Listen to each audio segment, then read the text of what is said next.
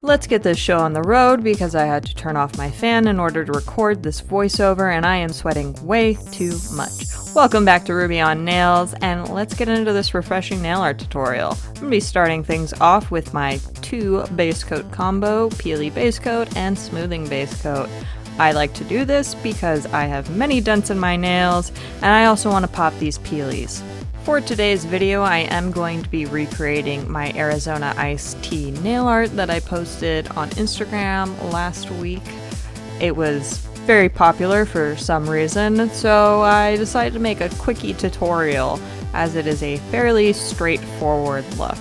The second I got Seafoam home out of the nail polish box, I knew it was the perfect base color for this nail art. I am sure you could find a dupe in your local drugstore at Sally's, but when I got this polish in my hands, I knew that this is the shade that I wanted to use for Arizona iced tea nail art. It's just perfect all on its own. You could easily throw some cherry blossoms on top of this color and call it quits there because people would automatically get what you're trying to do on your nails.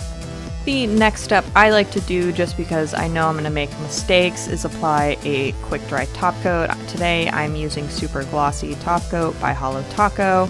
And the reason why I like to do this is in case I make a mistake and I go and remove it with acetone, I don't want to remove any of my base color because it's going to look wonky in the end run.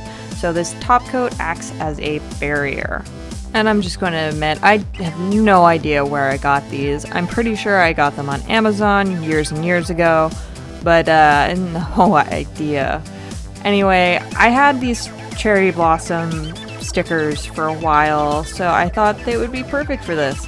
And I'm going to admit to another mistake. I did not wait until my polish was fully dry, so as you're going to see through the rest of this video, the place where the sticker has adhered, it starts to wrinkle really badly as the polish on my nail shrinks as it dries. If you recreate this look at home, please wait until your base color is much more dry than mine, because you're going to end up with wonky nails. So after I have applied all of my cherry blossoms on all of my nails, I'm going to go ahead and show you how I did my thumb, because I did it a little bit differently. I had these long branches of cherry blossom stickers, so I took a portion of that and I applied it to my nails so I get this one kind of long branch of cherry blossom right here that is all connected and it's all cohesive and whatnot.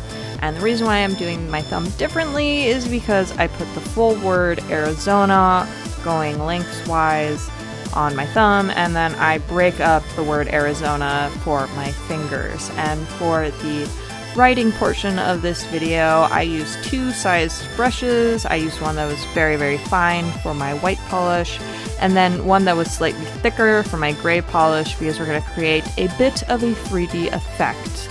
Essentially, you just write the word Arizona in duct tape gray, and you're not going to be too worried about how fine your lines are. Because it is the thumb, I did make them a little bit finer than I do the rest of my fingers, but we are just creating the shadow or the base for that white font to really pop, because on the can of Arizona, you see that there is a bit of a 3D effect where there's a gray underlay on the word. So I just sloppily write out the word Arizona. I don't really care how this looks. It's not the important part.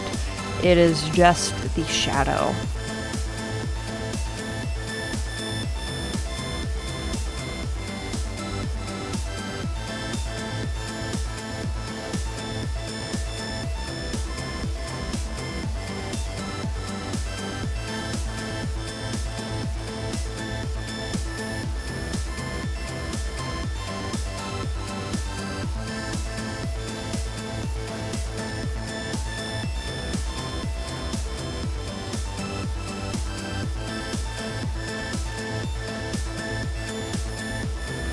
Once the gray lettering has dried out some, you can then go ahead and apply the detailed font. I'm going to be using not Milky White for my white font, and for this I was a lot more careful and I used a much finer brush than I did previously in order to get these really defined white strokes.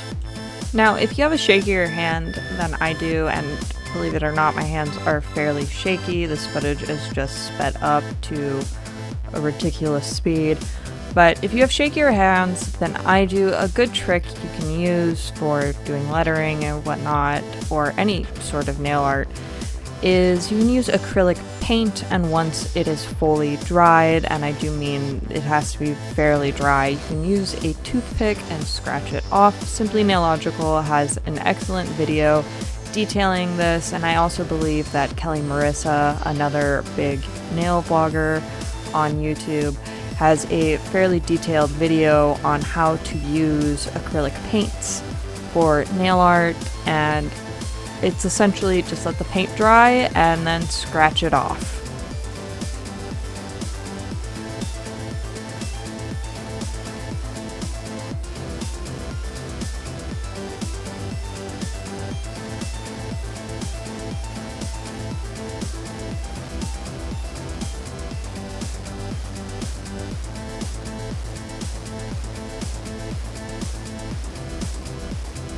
Now that my thumb is finished, we can go ahead and move on to the rest of my fingies. I decided to put the A all by itself on my index finger because it's pretty much the only thing I could think of to evenly space out all of the lettering. If you do lettering in nail art, I always suggest creating a plan ahead of time, or you're going to end up with either some cramped letters or awkward spacing.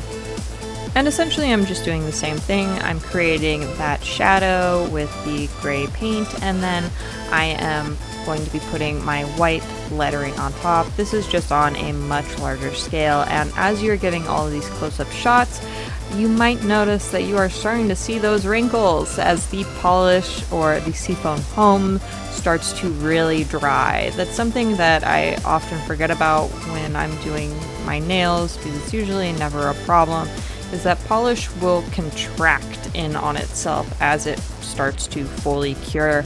So if you put anything on top of that, say more polish or stickers or decals, you're going to get a rippling effect, and because stickers are so rigid compared to polish, it is a lot more pronounced. Occasionally, if it's just polish on polish, you'll see just a slight ripple, but the harder the item on top of the polish is compared, I don't know what I'm saying, just don't do what I do, okay? Listen to my words. I'm sorry for yelling, not really, but I am roasting in this room and I want to get this voiceover done.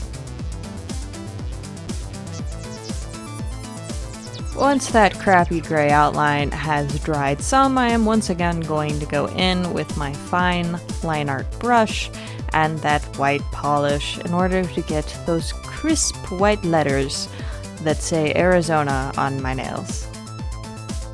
And that's pretty much it. That's the thing with nail art, is when you're doing the whole hand-drawn thing, there's very little that you need to instruct, and it's more a visual thing, or it's a visual tutorial. So I'm just here enjoying this sped up version. That's a nice A. I don't think these turned out as well as my first attempt, but that's usually how it goes. It's hard to recreate just beautiful fine art as I smear white paint everywhere. And you can now use that rambling as proof that I've officially cooked myself for views. Enjoy this time lapse.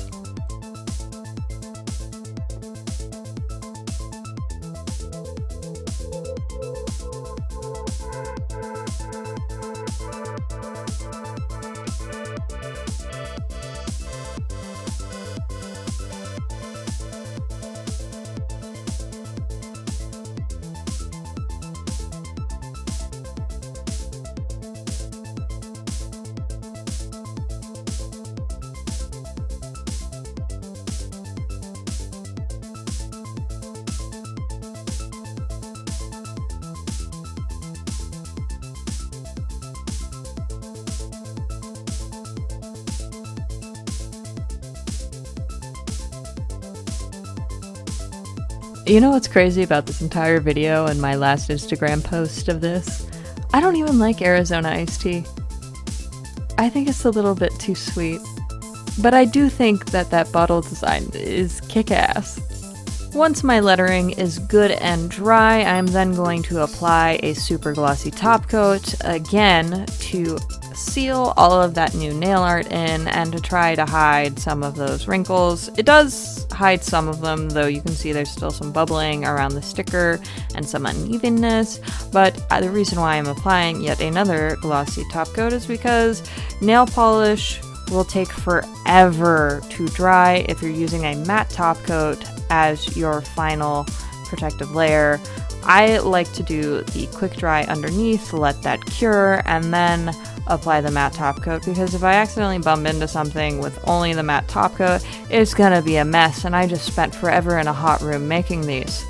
Enjoy yet another pointless time lapse of polish drying. It's better than watching paint on a fence dry, let's be honest.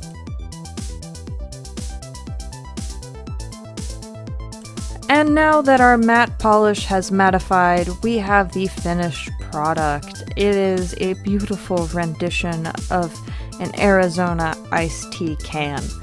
And there's the thumb. I think the ones I did on Instagram look better, or they came out better, but that's the tutorial. Thank you so much for watching. If you like this video, and if you like my videos, subscribe. I'll be here again at some point. Why are you still listening?